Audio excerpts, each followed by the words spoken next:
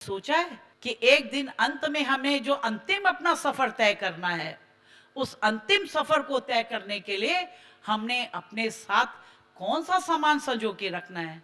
तो ये अभिमान, अहंकार, ये ऐसा रोग है कि अगर आपको लग जाए तो आपकी जान लेने के अलावा वो छूटेगा नहीं आपसे, आपकी जान लेके ही जाएगा। ज्ञानी जीव में और संसारी जीव में यही तो अंतर है। ज्ञानी जीव के कदम सदैव सत्संग की ओर जो है अग्रसर होंगे, लेकिन जो संसारी जीव होंगे उसके कदम हमेशा और दूसरी जगहों में अग्रसर होंगे। जिस दिन इस संसार को छोड़ के जाओगे तो साथ कुछ नहीं जाने वाला। चाहे कहो कि मेरा पति मेरे को कितना प्यार करता है, वो भी जिस दिन तुम्हारे शरीर से ये श्वास जाएंगे, वो पति भी तुम्हें शमशान भूमि तक छोड़ के आ जाएगा। प्रेमी सज्जनों, महात्मा गण, भाई गण तथा दूर दूर से आवे प्रभु प्रेमी आत्माओं, अभी हम सब लोगों ने श्री हंस जी महाराज जी की 125वीं जयंती के उपलक्ष्य में जो आपको पूरी उनकी जीवनी दिखाई, उनकी गाथा दिखाई, वो हम सब लोगों ने देखी। अब हमने केवल इसको कुछ समय के लिए देखा और देख के कुछ समय के बाद इसको भूल गए तो उसको देखने का कोई फायदा नहीं है। उनकी जीवन गाथा को देख के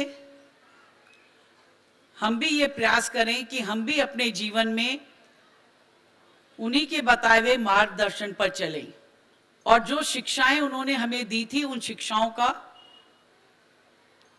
हम पालन करें। हम सभी जानते हैं जिस समय उन्होंने इस ज्ञान का प्रचार और प्रसार किया, उस समय जो परिस्थितियां थी बिल्कुल भिन्न थी, बिल्कुल अलग थी। कहीं इतने आश्रम नहीं थे, इतने प्रेमी गण भी नहीं थे और इतनी कोई सुख सुविधा भी नहीं थी। फिर भी श्री महाराज जी ने पैदल चल चल के, घोड़े गाड़ी में चढ़ के, बैलगाड़ी में जाकर इस ज्ञान का प्रचार प्रसार किया। जगत जननी माता जी खुद कहती थी हम लोगों को कि उस समय तो कोई टेलीफोन भी नहीं होते थे और महाराज जी कहाँ जाते थे हमें खुद पता नहीं होता था और महीनों हो जाते थे, कभी 2 महीने के बाद, कभी 3 महीने के बाद, न जाने कितने दिनों के बाद फिर महाराज जी घर आते थे और सारा समय भूखे रह के भी सत्तू खाकर और चने खाकर गुजारा। लेकिन इस ज्ञान का प्रचार और प्रसार करने में कोई कमी नहीं छोड़ी और उनका जो अथक परिश्रम था और उसके बाद जो जगत जननी माता जी ने जो अथक परिश्रम किया और श्री महाराज जी ने जो अपनी मां का साथ देके जो इस ज्ञान का प्रचार और प्रसार किया, वो सब आपके सामने प्रस्तुत है और उन्हीं की ये परिश्रम का और मेहनत का ये परिणाम है कि आज इस हंस बेल में हजारों नहीं, लाखों नहीं, बल्कि करोड़ों पुष्प खिल चुके हैं। सभी जानते हैं, सिलीगुड़ी के, दार्जिलिंग के, कालिम्पोंग के, गैंगटॉक के सभी लोग जानते हैं, यहाँ के पुराने प्रेमी सभी जानते हैं कि यहाँ पे कैसे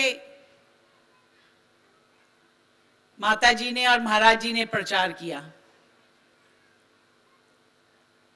महाराज जी ने कितनी बार अपने सत्संग में कहा कि जब हमने यहाँ पे आश्रम लिया था और जब वहां ठहरे और बारिश हुई तो 14 जगह कहीं बाल्टी लगा के रखी, कहीं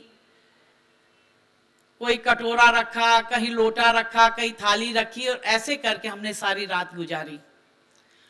तो एक वो भी समय था। पुरानी बाई जी, महात्मा जी लोगों ने कितना अथक प्रयास किया। हम ही सुनते थे कि भाई जब आश्रम नहीं होते थे, प्रेमियों के घर भी छोटे छोटे होते थे, एक कमरा होता था, अगर कोई बाई जी महात्मा जी आ जाते थे तो प्रेमी जो है बाहर बरामदे में सो जाता था और बाई जी को कमरा दे देता था। लेकिन धीरे धीरे जो प्रयास किया, जो परिश्रम का जो नतीजा आया, तो आप देखो आज भारत देश में ही बल्कि विदेशों में भी असंख्य आश्रम बन चुके हैं और इतने बड़े बड़े आश्रम बन गए हैं कि महलों जैसे आश्रम बन चुके हैं। आज हर आश्रम में सारी सुख सुविधा है, बाई जी महात्मा जी लोगों के लिए गाड़ियां हैं, उपलब्ध हैं, सब कुछ उपलब्ध है। तो जो परिश्रम जो पहले श्री महाराज जी ने किया, जगन्नी माता जी ने किया, महाराज जी ने किया और पुराने बाई महात्माओं ने किया, वो आज के समय का वो परिश्रम नहीं है। आज हमारे पास सारी सुख सुविधाएं उपलब्ध हैं। आज कहीं जाना आपके पास गाड़ी है, ट्रेन है, बसेस हैं, टैक्सीज हैं, सब कुछ है और आदमी उसमें एक जगह से दूसरे स्थान पहुंच जाता है। लेकिन पहले सब सुविधाएं नहीं होती थी। पैदल चलकर, भूखे रह के, अनेक कष्टों को सह के इस ज्ञान का प्रचार और प्रसार किया। तो आज हम 125वीं जयंती पे श्री हंस महाराज जी की जो 125वीं जयंती हम लोग मना रहे हैं, उसमें हम सब भाई महात्मा प्रेमी गण, हम सब लोगों को यहाँ पे एक संकल्प लेना चाहिए कि जिस ज्ञान के प्रचार और प्रसार में श्री महाराज जी ने, माता जी ने अपना सारा जीवन सर्वस्व बलिदान कर दिया, अपना जीवन त्याग कर दिया, उस बलिदान में हमने भी अपना भी त्याग उसमें हमने देना है। तभी हम उनकी इस लगाई हुई बगिया में अनेकों पुष्पों को और खिला सकते हैं। और जो जगत जननी माता जी का यही एक नियम था, वो कहती थी कि भाई अगर मैं इतना सत्संग कर रही हूं, हजारों लोग आ रहे हैं और उस सत्संग में अगर एक आदमी का भी हृदय परिवर्तन हो गया तो मैं सोचती हूं कि मेरा वो पूरा प्रोग्राम जो है सफल हो गया।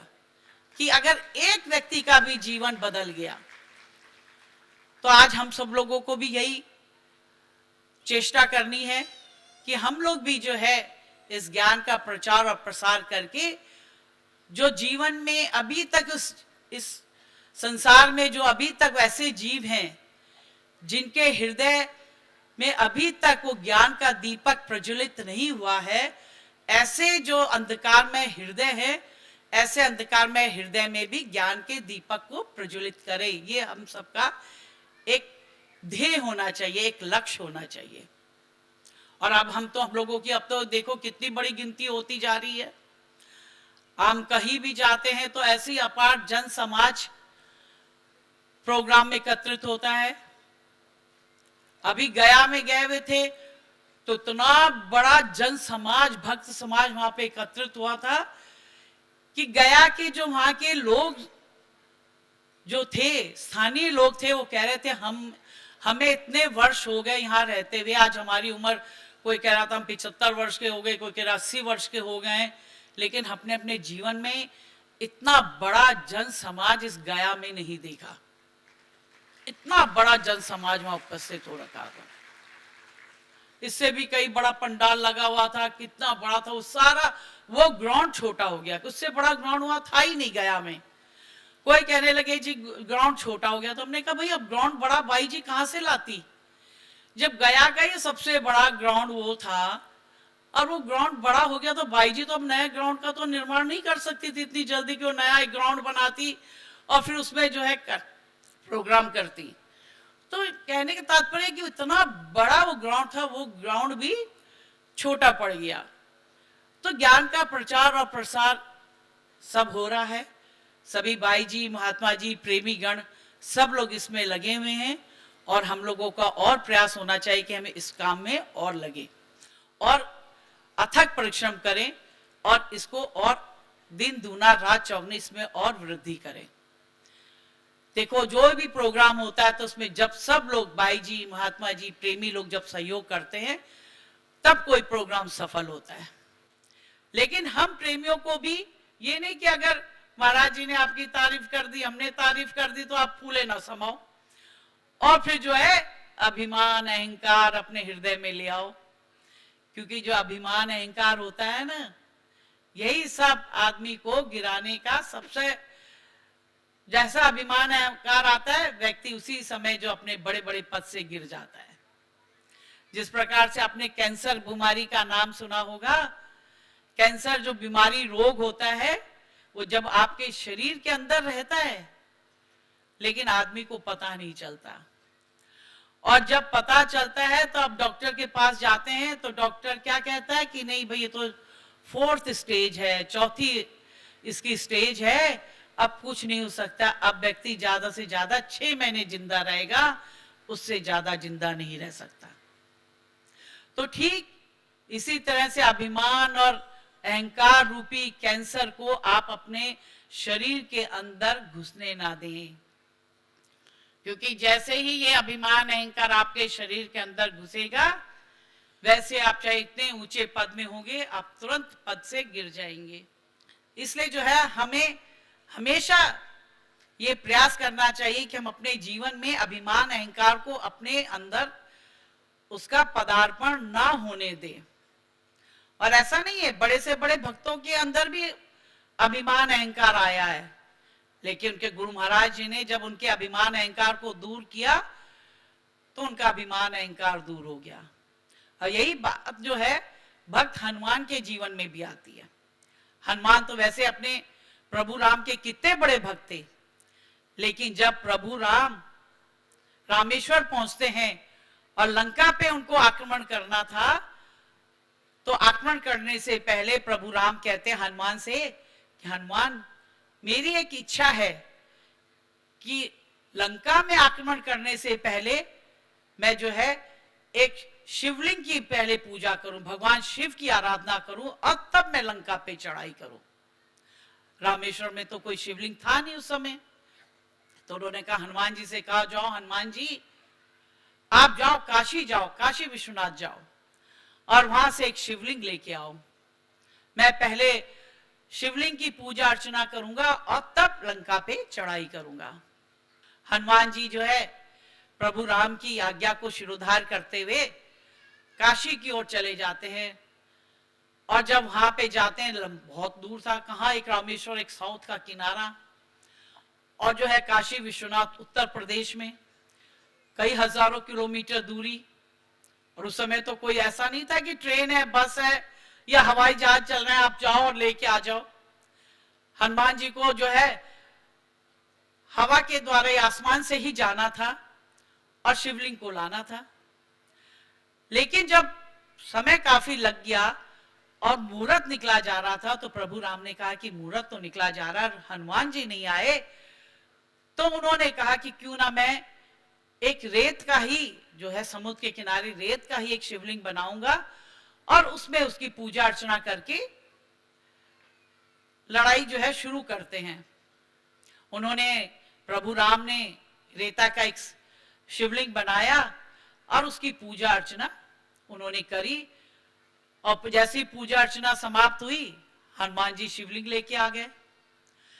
जब हनुमान जी ने देखा कि मेरे आने से पहले ही प्रभु राम ने एक रेत का शिवलिंग बना दिया और उन्होंने पूजा अर्चना भी कर दी, तो उन्हें बड़ा क्रोध भी आया, अभिमान भी वो था उन्हें कि मैं तो इतने जाता हूं और मैंने तो क्या क्या काम कर दिए थे, मेरा तो इतना वेग है, लेकिन आज प्रभु ने मेरे आने से पहले ही पूजा कर दी, शिवलिंग बना दिया रेत का।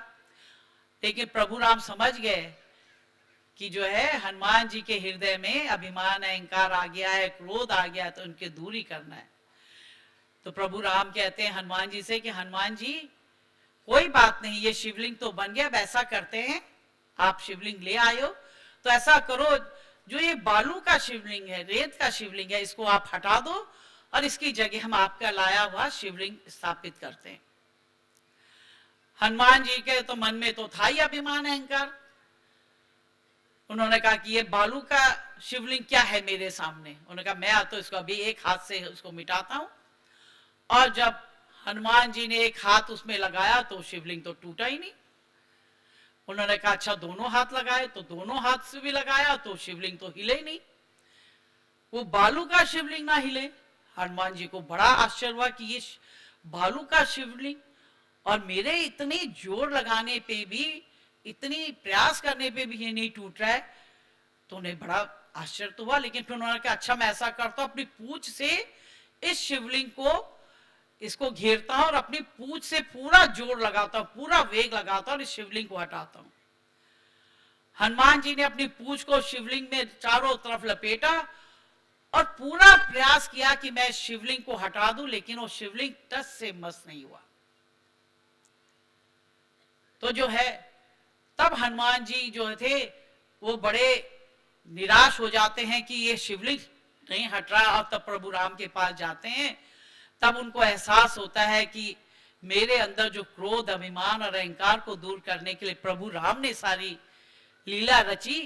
तो प्रभु राम के चरणों में दंडवत प्रणाम करते हैं, कहते हैं कि प्रभु मेरे अपराध को क्षमा करें, मेरे अभिमान और जो अहंकार मेरे हृदय में आ गया था उसको आपने दूर किया, और अब मैं जो है ये शिवलिंग भी यहीं स्थापित कर देता हूं और आपका शिवलिंग भी यहीं रहेगा।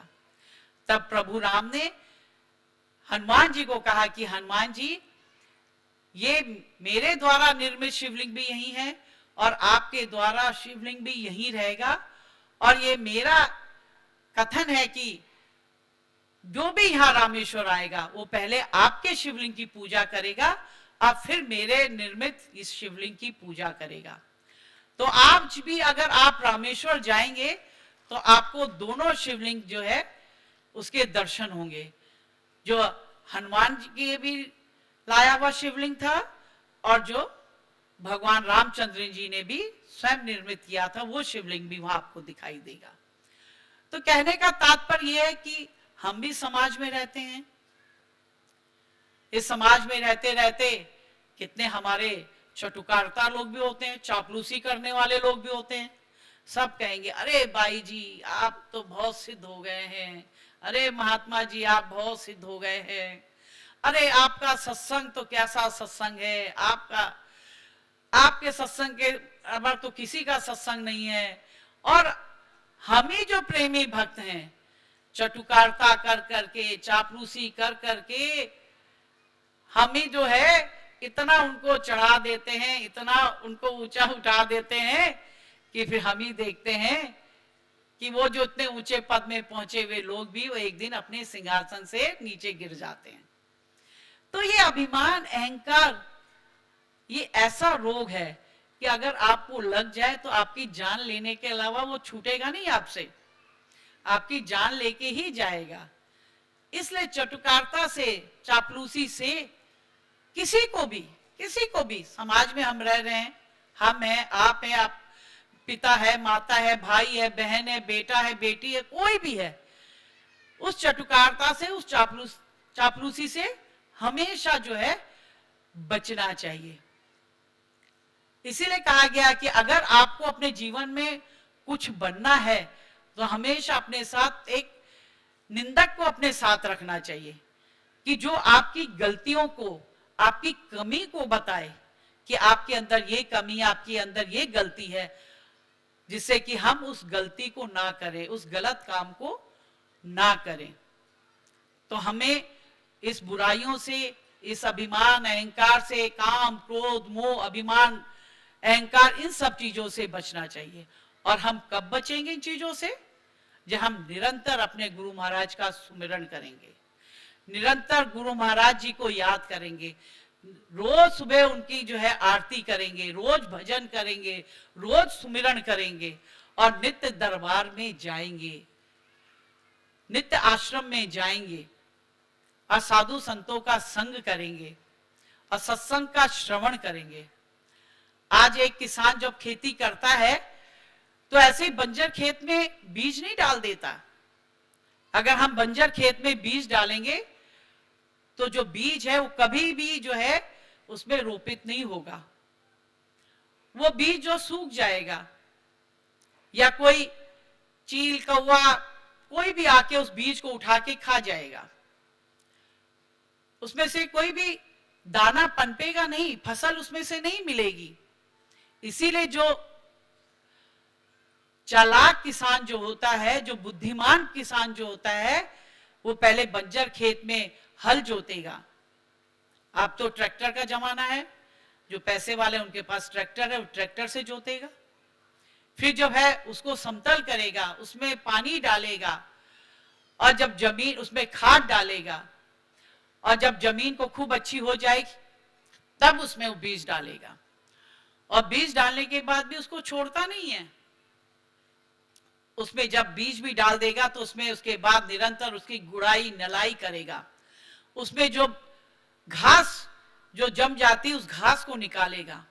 और जो किसान इतनी मेहनत करता है, उसी किसान को लहराती हुई खेती प्राप्त होती है, उसी किसान को उसमें से अच्छी फसल प्राप्त होती है। तो ठीक यही स्थिति हम जीव की भी है, हम ज्ञानियों की भी है। हमने ज्ञान तो प्राप्त कर लिया, लेकिन कभी उसमें जो सत्संग रूपी वर्षा नहीं की, सेवा रूपी खाद नहीं डाली, तो क्या होगा? हमारे हृदय रूपी खेत में भी जो गुरु महाराज जी ने भी ज्ञान रूपी बीज को रोपित किया है, वो बीज भी कभी लहराएगा नहीं, उस बीज में से भी कभी अंकुर नहीं फूटेगा। वो हमारा अगर हृदय बंजर रहेगा, हम सत्संग नहीं सुनेंगे, हम सेवा नहीं करेंगे, गुरु महाराज के दर्शन नहीं करेंगे, दरबार में नहीं जाएंगे, सत्संग में नहीं जाएंगे, आश्रम में नहीं जाएंगे, तो क्या होगा? हमारा हृदय रूपी खेत भी एक बंजर के समान हो जाएगा, और उसमें भी वो हमारा ज्ञान रूपी बीज रोपित नहीं हो पाएगा। इसीलिए भाई जी, महात्मा जी आप लोगों को इसीलिए बार बार यही कहते हैं कि आओ, ये प्रोग्राम हो रहा है, जहां आसपास है वहां पे आओ, हरिद्वार आओ, नवंबर प्रोग्राम में आओ, जहां भी प्रोग्राम हो रहे हैं वहां पे आओ। क्योंकि संसार में रहते रहते भौतिक आकर्षण, भौतिक चीजें हमारे जीवन को इतनी आकर्षित करती है कि हम सब वो बातें को भूल जाते हैं, अच्छी बातें भूल जाते हैं, अब बुरी बातों को जल्दी ग्रहण करते हैं। और ये बात बहुत सत्य है। आप अगर अपने बच्चों को कहोगे कि बच्चों ये गलत काम मत करो, ये काम गलत है, झूठ मत बोलो, चोरी मत करो, किसी को दुख मत पहुंचाओ, तो बच्चा जो है उस बात को नहीं सुनेगा, वो उस काम को फौरन करेगा। और अच्छी बातें जितना बोलोगे, चलो सत्संग में चलो, आश्रम में चलो, तो आश्रम में जाने के लिए, सत्संग में जाने के लिए आदमी 100 बहाने लगा लेता है। अरे आज मेरी तबीयत नहीं ठीक है, आज पेट में दर्द हो गया, आज तो मुझे दोस्त के पास मिलने जाना है, आज तो मुझे सिनेमा देखने जाना है, आज तो मुझे इस पार्टी में जाना है। सब चीजों के लिए समय है, लेकिन सत्संग में जाने के लिए, आश्रम में जाने के लिए समय नहीं है। अभी आपने 31 दिसंबर मनाया, न्यू ईयर ईव कही जाती है इसको, और आपने देखा, आप लोग तो ज्ञानी जीव हैं, जो ज्ञानी है वो तो सत्संग में आएगा, गुरु महाराज के दर्शन के लिए आएगा, उसका तो यही लक्ष्य रहेगा कि अरे गुरु महाराज जी सिलीगुड़ी जा रहे हैं नए साल में, हम भी वहां पहुंचे, और वहां जाने की चेष्टा करेगा, कितना प्रयास करेगा। अगर पैसा नहीं होगा तो किसी से उधार लेगा तो भी जाएगा, अनेक कष्ट सह के जाएगा, लेकिन वो आएगा क्योंकि वो ज्ञानी है। लेकिन जो ज्ञानी नहीं है, संसारी जीव है, क्योंकि ज्ञानी जीव में और संसारी जीव में यही तो अंतर है। ज्ञानी जीव के कदम सदैव सत्संग की ओर जो है अग्रसर होंगे, लेकिन जो संसारी जीव होंगे उसके कदम हमेशा और दूसरी जगहों में अग्रसर होंगे। आप देखो पेपर उठाना तो आज यही लिखा जाएगा कि उस क्लब में जो थे हजारों आदमी थे, आज उस होटल में हजारों आदमी थे, आज सुबह 4 बजे तक वहां पार्टी होती रही, आज वहां पे डांस होता रहा, डीजे बजता रहा, यही सब होता रहा और कुछ नहीं हुआ। और इसी में आदमी डांस करके, नाच नाच के, मस्त होके, पागल होके नाचता रहता है सुबह तक, 4-4 बजे तक, 5-5 बजे तक, और इसी को अपना जीवन समझता है, इसी को समझता है यही जीवन है, यही मेरी लाइफ है, और यही मेरी अच्छी लाइफ है, इसी को अपनी अच्छी लाइफ समझता है। लेकिन वो नहीं जानता कि ये सब जो है, ये सब हमारे साथ नहीं जाने वाला। ये तुम्हारा डांस, ये तुम्हारा 4-4 5-5 बजे तक नाचना, ये सब तुम्हारे साथ नहीं जाएगा। केवल साथ में जाएगा वो नाम की कमाई, वो ज्ञान की कमाई तुम्हारे साथ जाएगी, और कुछ साथ में नहीं जाने वाला। आज कितने बड़े राजस्थान चले जाओ, एक से एक आपको महल दिखाई दे जाएंगे। आप कहीं से शुरुआत कर लीजिए, अलवर से शुरुआत कर लीजिए, वहां आपको महल दिख जाएंगे। जयपुर जाइए, वहां अनेकों महल दिखाई दे जाएंगे। जोधपुर चले जाइए, वहां अनेकों महल दिखाई जाएंगे। उदयपुर चले जाओ, वहां दिखाई दे जाएंगे। जैसलमेर चले जाओ, वहां चले जाओ। बीकानेर चले जाओ, जहां कोने कोने में चले जाओ राजस्थान के, वहां आपको कोने कोने में अनगिनत महल दिखाई दे जाएंगे। लेकिन आज उस महल में रहने वाला वो राजा नहीं है, वहां पे महल में रहने वाली रानी नहीं है, वहां पे उसके सेना नहीं है, वहां पे उसका वो धन्य धान्य जो भी था, संपत्ति थी, वो वहां कुछ नहीं है, कुछ नहीं है, खाली खंडर पड़े हुए हैं। और जो कुछ चल रहे हैं वो इसलिए चल रहे हैं कि उन्होंने उनको होटल बना दिया, उससे वो उन होटल महलों को चला रहे हैं। कहने का तात्पर्य कि आपके पास कितना भी धन दौलत हो जाए, कितने बड़े बड़े महलों के आप राजा हो जाए, कितनी बड़ी बड़ी हवेलियों के आप उसके मालिक हो जाएं, लेकिन एक दिन आपने इस संसार को छोड़ के जाना है। और जिस दिन इस संसार को छोड़ के जाओगे तो साथ कुछ नहीं जाने वाला। चाहे कहो कि मेरा पति मेरे को कितना प्यार करता है, वो भी जिस दिन तुम्हारे शरीर से ये श्वास जाएंगे, वो पति भी तुम्हें शमशान भूमि तक छोड़ के आ जाएगा।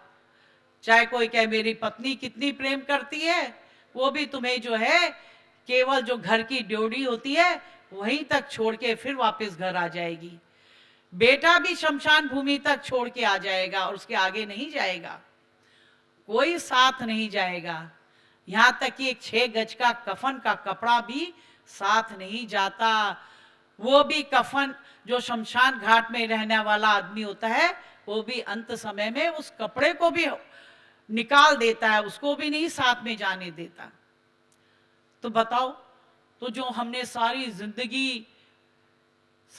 जिंदगी इसी उधेड़-बुन में लगे रहे कि कैसा एक घर बनाए, फिर दूसरा बनाए, फिर तीसरा बनाए, चौथा बनाए। अगर 2 कमरे का घर है तो कैसे 3 कमरे का हो, कैसे 4 कमरे का हो। अगर एक आज मारुति कार है तो कल जो है हमारे पास उससे बड़ी गाड़ी होनी चाहिए, उससे और बड़ी गाड़ी होनी चाहिए। इसी उधेड़-बुन में लगा रहता है और इसी कमाई में अपना सारा जीवन निकाल देता है। लेकिन वो अज्ञानी जीव ये नहीं जानता कि सारी चीजें जो हैं, जिस दिन इस शरीर से प्राण निकलेंगे, ये सारा यहीं धरा का धरा रह जाएगा।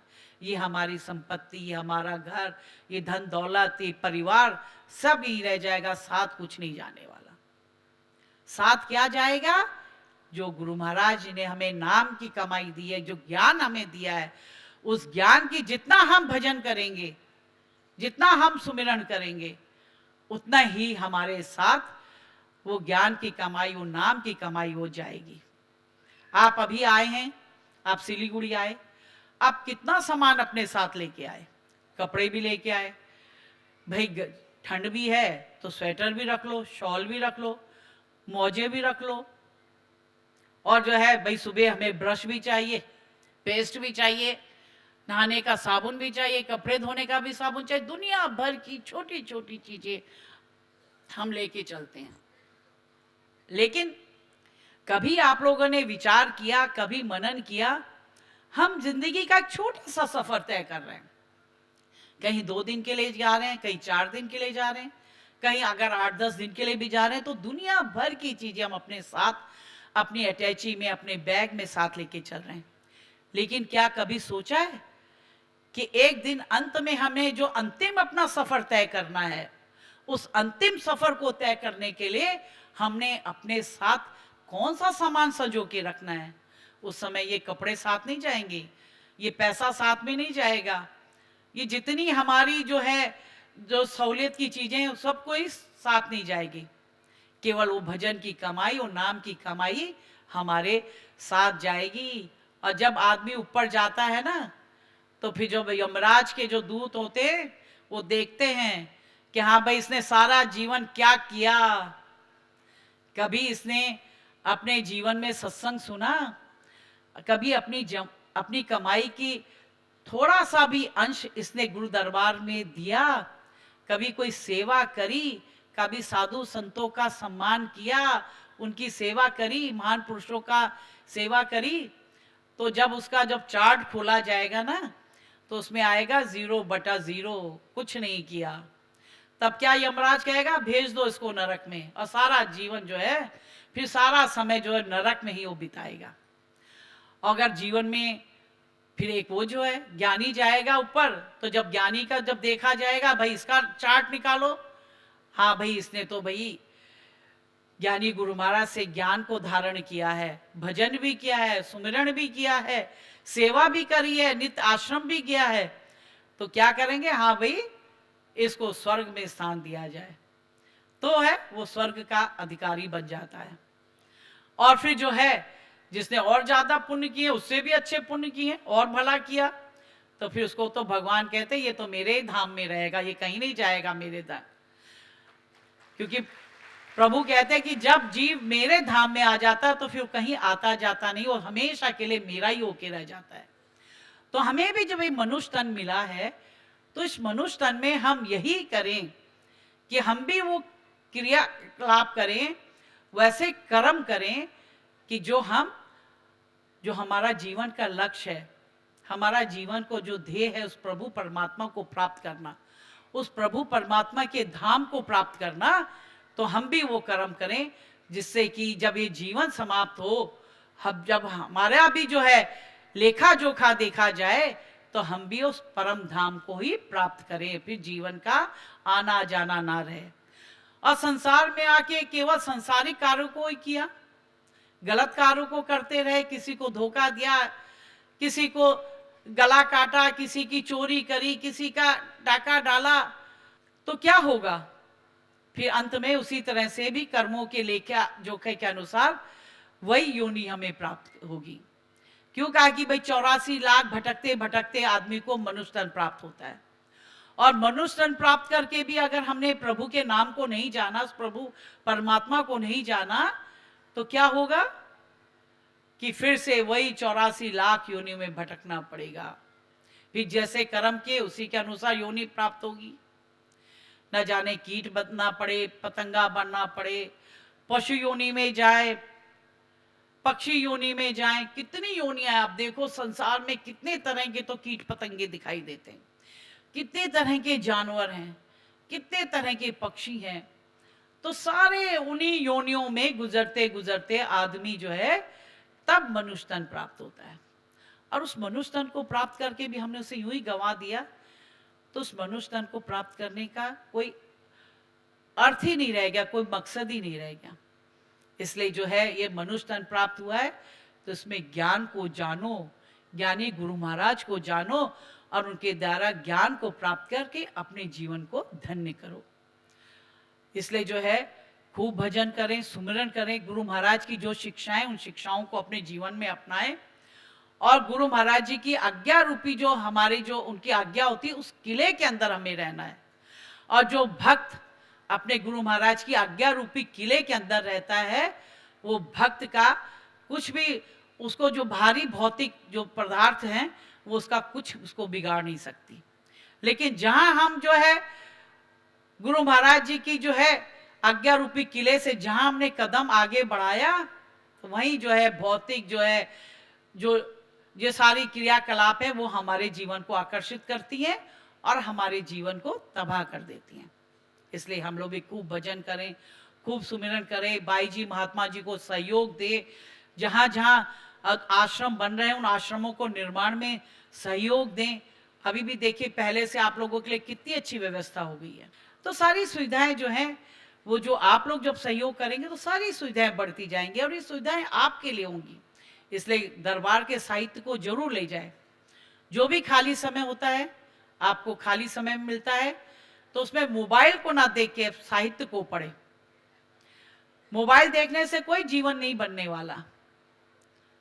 पहले तो टीवी था, वो एक रोग था, लेकिन मोबाइल महारोग के रूप में सबके जीवन में आ गया है। और इसमें मैं ये नहीं कहती हूं कि बच्चे युवा पीढ़ी आई है, बुजुर्ग भी आ रखा है।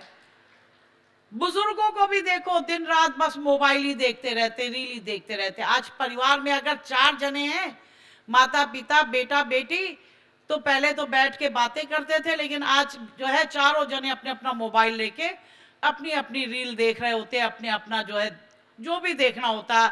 आजकल तो फेसबुक भी है, इंस्टाग्राम भी है, व्हाट्सएप भी है, तो किसी चीज की कमी नहीं है। तो बिगाड़ने में कोई चीज की कमी नहीं रह गई है। तो ये सब को छोड़ दो, जो जरूरत की चीज, जितना आपके जीवन में उसकी ज़रूरत है उतना उसका प्रयोग करो। किसी से हमें ज़रूरी बात करनी है, किसी को ज़रूरी मैसेज देना है, या कोई भी ज़रूरी संदेश है वो देना है, उतना उसका प्रयोग करो। ज़्यादा से अति तो हर चीज़ की बुरी है। अति किसी भी चीज़ की, अति का बरसना भी बुरा है, अति की धूप भी बुरी है। सब चीज़ अति जो होती है वो सब बुरा ही होता है। तो इसलिए जो है किसी भी चीज़ की करोगे अति तो आपको नुकसान पहुंचाएगी, फायदा नहीं पहुंचाएगी। जो लोग ज़्यादा मिठाई खाते हैं, ज़्यादा मिठाई का शौक है, रसगुल्ले खाने का शौक है, जलेबी खाने का शौक है, गुलाब जामुन खाने का शौक है, खीर हलवे का शौक है, तो क्या होता है अंत में? क्या होता है? डॉक्टर कहता भाई आपको तो डायबिटीज हो गई है, अब जो है मीठा बंद करना पड़ेगा। और फिर जो है करेला खाओ, जामुन की गुठली पीस के खाओ, जो कड़वी कड़वी चीजें होती है जो वो कहते कि वो उसको खाओ। तो क्योंकि हमने ज्यादा सेवन कर लिया, ज्यादा सेवन भी हमारे उसको जो है नुकसान पहुंचाता शरीर को। तो ऐसे ही ज्यादा जो हम मोबाइल देखते रहेंगे तो भी हमारे जीवन को बर्बाद ही करेगा, हमारे जीवन को सुधारेगा नहीं। ये तो हम पे निर्भर करता है। अगर कोई विज्ञान की चीज बनाई है, समय के साथ साथ चीजें भी बनेंगी, ये नहीं कि चीजें नहीं बनेंगी, हम बैलगाड़ी या घोड़ा गाड़ी के ही समय में रहेंगे, ऐसा नहीं है। विज्ञान ने प्रगति करी है, समय के साथ साथ नई नई चीजों का आविष्कार हुआ तो होगा, लेकिन हम उसको उपयोग कितना कर रहे हैं इस पे डिपेंड करता है। चाकू बना, चाकू का उपयोग हम फल काटने में करते हैं, सब्जी काटने में करते हैं, वो हमारे लिए फायदेमंद है। लेकिन अगर हम उसी चाकू का प्रयोग किसी का गला काटने में कर दें तो हमारे लिए नुकसानदेह है। तो ठीक ऐसे ही हमें जो भी चीजें, चाहे टीवी देखना हो, चाहे मोबाइल देखना हो, कम देखो। आज छोटे छोटे बच्चे, कितने लोग माताएं हमसे कहती कि अरे माता जी हमारे जो बच्चा हुआ 6 महीने का, लेकिन रोता है, लेकिन जैसे ही टीवी लगा देते चुप हो जाता है। क्योंकि उसने 9 महीने माँ के घर में टीवी को ही देखा है। तो टीवी का म्यूजिक से ही उसका कनेक्शन हो जाता है, वो म्यूजिक से उसका कनेक्शन हुआ, बच्चा चुप हो गया। आज बच्चा खाना नहीं खाते, माताएं जो है फौरन उसका जो है टीवी लगा दो, तो बच्चा जो है उसी में देखता रहता है और खाना खाता रहता है।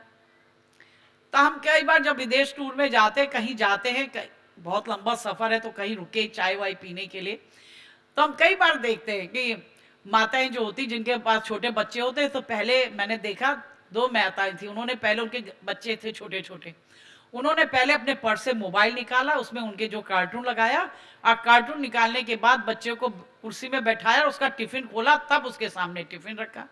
बच्चा भी मोबाइल देख रहा और खाना खा रहा, आराम से खा रहा। तो ये हम लोगों ने एक बच्चों को आदत लगा दी। भाई हमारे टाइम में तो मोबाइल था नहीं, हम लोगों ने भी तो खाना खाया।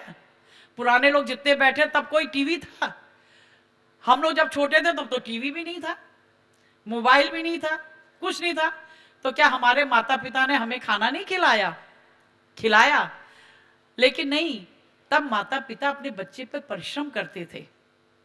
लेकिन आज माता पिता भी नहीं चाहते कि हम इतना परिश्रम करें कि बच्चे के पीछे पीछे कौन भागे। बैठा दो, टेबल में लगा दो, मोबाइल लगा दो, बच्चे को खाना खिला दो, हो गई छुट्टी। तो ये सब चीजें जो है, इन सबको कम करो अपने जीवन में, और हम ही कम कर सकते हैं। आजकल क्या है, आजकल जो है पत्रिका छपनी बंद हो गई है। कितनी कितनी जो है, जो प्रकाशन की जो थी होती थी, जहां पे छपती थी किताबें, वो सब बंद हो चुके हैं। आज जो हमारे ही पहले जितना मानव धर्म हंसा देश इतना प्रेमी लेता था वो भी कम लेता है। कहते जी हम तो मोबाइल में आ जाता, मोबाइल में देख लेते, पत्रिका कौन खरीदे। लेकिन जो तुम मोबाइल में देखोगे और जो एक पत्रिका लेके उस पत्रिका को पढ़ोगे, उसके पढ़ने का आनंद और एक मोबाइल में देख के जो पढ़ते हैं उसका आनंद में बहुत फर्क है। जो आप पत्रिका देख के पढ़ोगे वो आपको हमें याद रहेगा, और मोबाइल में जो आप लोग देख लोगे वो उतना याद नहीं रहता है। इसलिए जो है खाली समय में आदत डालो, पढ़ने की आदत फिर से डालो। पहले लोग कितना पढ़ते थे, पुराने लोगों को तो बिहार चले जाओ तो एक एक बच्चे को रामायण कंठस्थ होगी, एक एक बच्चे को, इतना बच्चा वहां का पढ़ता है। लेकिन अब तो जो है आप देखते होगे, अगर टीवी में भी कई बार दिखाया जाता है, अगर कोई पत्रकार राम के बारे में पूछ रहा तो महाभारत के बारे में बता रहा है, कोई महाभारत के बारे में पूछ रहा तो रामायण की बात बता रहा है। वो कह रहे कितने भाई थे राम, तो उन्हें यही नहीं पता कि राम लोग 4 भाई थे, कोई कहेगा 2 है, कोई कहेगा 3 थे। तो ये आज हमारी युवा पीढ़ी हो गई है कि आज की युवा पीढ़ी को अध्यात्म से इतना दूर होता जा रहा है। पहले बच्चे को घर घर में रामायण पूरी, क्या रामायण में होता था, क्या महाभारत में, सब याद होता था, सब पता होता था। लेकिन आज हमें इतना तक नहीं पता है। तो ये सब हमारी कमी है ना, कि हम जो है इससे दूर होते जा रहे हैं। पिक्चरों के बारे में सब पता होगा, उस फिल्म में कौन हीरोइन है, उस फिल्म का कौन हीरो, ये सब पता होगा। लेकिन रामायण महाभारत की बातें, उपनिषदों की बातें हमें कोई नहीं पता। तो इसलिए जो है खाली समय पर मिलता है, दरबार का साहित्य छपा रहता है, उस साहित्य को जरूर ले जाएं और खाली समय में साहित्य को पढ़ें। अच्छा साहित्य पढ़ेंगे, अच्छे आपके विचार उत्पन्न होंगे। और अगर आपने अच्छा साहित्य नहीं पढ़ा तो बुरे विचार ही आपके दिलो दिमाग में आएंगे।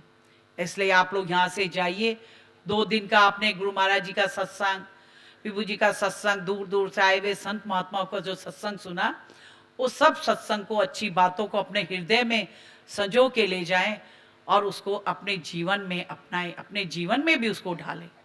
ये नहीं कि हम यहाँ से गए 4 दिन तो हमने बातें याद रखी, 5वें दिन भूल गए, नहीं। हमें उसे जीवन भर अपने जीवन में अपनाना है, अच्छे कर्म करना है, और अच्छे कर्म करेंगे तो हम देश के अच्छे नागरिक बनेंगे और अपने देश को अच्छा बनाएंगे। आज कहा जाता है कि भाई आप हमें देश को राम राज्य बनाना है, भारत देश को विश्व गुरु बनाना है। तो भाई कैसे बनेगा विश्व गुरु, कैसे राम राज्य लाएंगे? कि जब हमारे बच्चे जो है राम की तरह उनका जीवन होगा, राम की तरह वो अनुसरण करेंगे, राम की तरह उनका जीवन होगा, तभी तो राम राज्य बनेगा, तभी तो हमारा देश जो है विश्व गुरु बनेगा। जब हमारे बच्चे एक अच्छे नागरिक बनेंगे, एक समाज को बनाएंगे, तो हमारा देश जो है विश्व गुरु कहलाएगा। आप सब लोग जाएं अपने अपने गांव की तरफ, अपने अपने शहरों की तरफ, और जो है वहाँ पे इस ज्ञान का प्रचार और प्रसार करें।